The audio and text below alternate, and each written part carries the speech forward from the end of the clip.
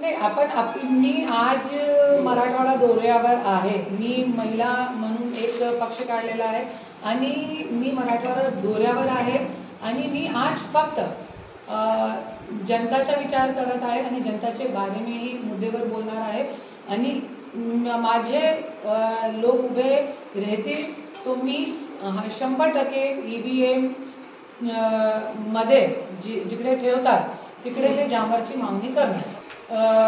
जरी पक्षामधून नवीन लोक उभे राहिलेले तो आज जरांगे भाऊनी दाखवला आहे की सिस्टम में ना बसता आज आरक्षणची गोष्ट झालेली आहे क्योंकि एकताची विजय झालेली आहे। तो असंच मला असं वाटलं की मी एकटी काय करू शकत नाही आणि त्याच्यामुळे आपल्याला नवीन लोकांना संधी टाकणार आहे।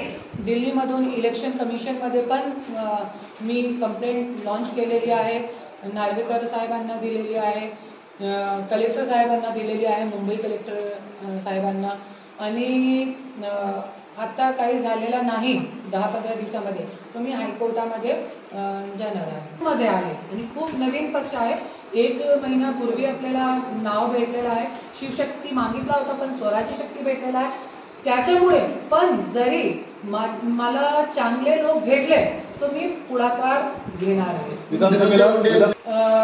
जरी पक्षामधून नवीन लोक उभे राहिलेले तो आज जरांगे भाऊनी दाखवला आहे की सिस्टम में ना बसता आज आरक्षणची गोष्ट झालेली आहे क्योंकि एकताची विजय झालेली आहे। तो असंच मला असं वाटलं की मी एकटी काय करू शकत नाही आणि त्याच्यामुळे आपल्याला नवीन लोकांना संधी टाकणार आहे।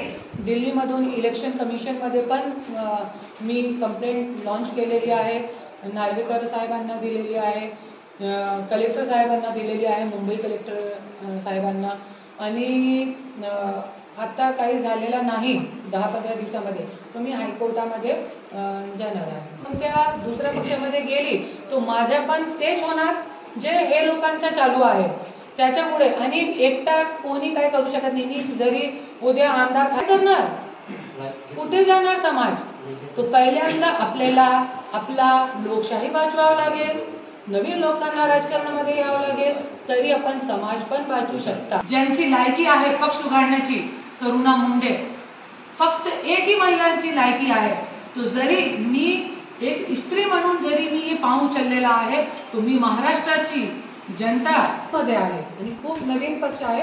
1 महिन्यापूर्वी आपल्याला नाव भेटलेलं आहे, शिवशक्ती मागितला होता पण स्वराज्य शक्ती भेटलेला आहे। त्याच्यामुळे पण जरी मला चांगले लोक भेटले तो मी पुढाकार घेणार आहे।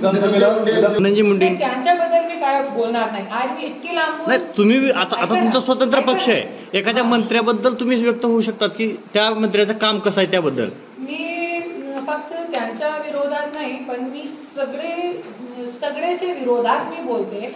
आज राष्ट्रवादी काँग्रेस, शिवसेना आणि BJP सगळे जरी एक प्लॅटफॉर्मवर आले तर राहिला का, जनता अपोजिशन मध्ये आहे, सगळे BJP मध्ये गेले तो आज जनता अपोजिशन मध्ये आहे। जरी जनतानी स्वतःचे बाजू चांगली पद्धतीने मांडली तो हे सगळे 2024 मध्ये घरामध्ये बसणार, हे 100% आहे।